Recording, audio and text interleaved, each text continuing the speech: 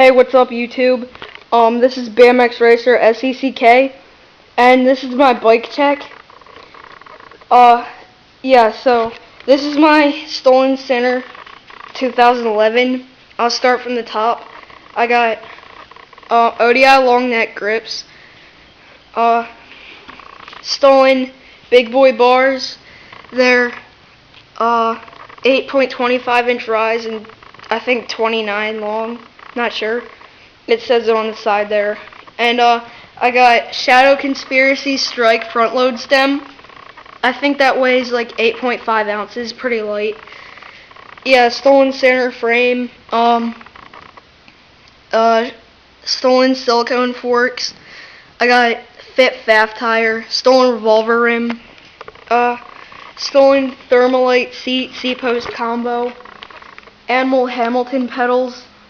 Stolen mob cranks. I have a mid-bottom bracket because it came with that. I forget what the sprocket's called. So yeah, I just forget what that's called. Yeah, I got Dan's comp sticker. It's a pretty nice bike, except for the fact that my back rim is cracked. Because it was weak here when I got it in the box. It was weak here. Let me find it. Oh, right here.